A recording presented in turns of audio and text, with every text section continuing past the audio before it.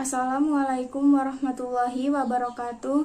Perkenalkan, nama saya Kamidah dengan NPM 204014072 dari kelas A1 Manajemen. Di sini saya akan mempresentasikan salah satu materi mata kuliah Bahasa Indonesia, yaitu Ragam Bahasa Indonesia. Pertama-tama, sebelum saya memasuki materi lebih dalam, saya ingin bertanya, apa sih bahasa itu?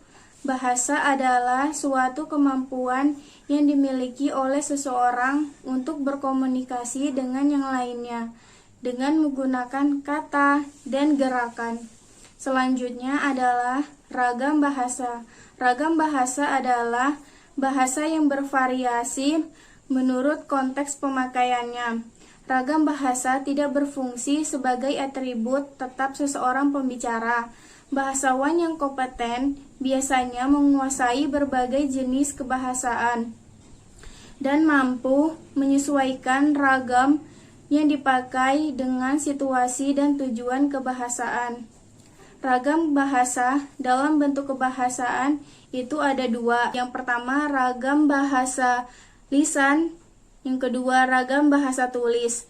Ragam bahasa lisan adalah ragam bahasa yang diujarkan oleh pemakai bahasa. Contohnya itu seperti apa? Contohnya itu seperti saat seseorang sedang berpidato dalam upacara bendera. Yang kedua, yaitu ragam bahasa tulis. Ragam bahasa tulis adalah ragam yang ditulis dan dicetak. Contohnya itu seperti majalah, koran, dan sebagainya. Adapun ciri-ciri dari ragam bahasa tulis dan ciri-ciri ragam bahasa lisan. Ciri-ciri dari ragam bahasa lisan yang pertama, memerlukan kehadiran orang lain. Yang kedua, unsur gramatikal tidak diperlukan secara lengkap. Yang ketiga, terikat ruang dan waktu.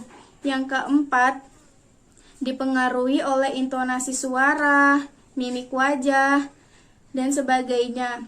Dan selanjutnya adalah ciri-ciri dari ragam bahasa tulis. Yang pertama, tidak memerlukan kehadiran orang lain. Unsur gramatikal diungkapkan secara lengkap. Yang ketiga, tidak terikat ruang dan waktu. Dan yang terakhir, dipengaruhi oleh tanda baca dan ejaan. Selanjutnya, saya akan membahas ragam bahasa formal dan ragam bahasa non-formal.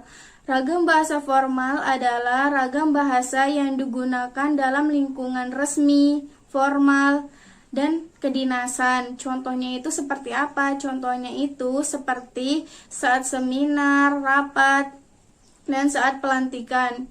Selanjutnya, bahasa non-formal. Bahasa yang digunakan dalam kehidupan sehari-hari. Contohnya itu seperti saat kita sedang berbicara dengan keluarga, dengan kakak, dengan adik, dan lain-lainnya.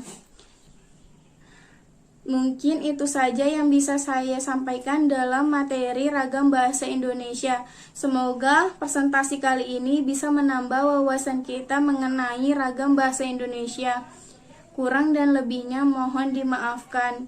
Wabillahi taufik wal hidayah. Wassalamualaikum warahmatullahi wabarakatuh.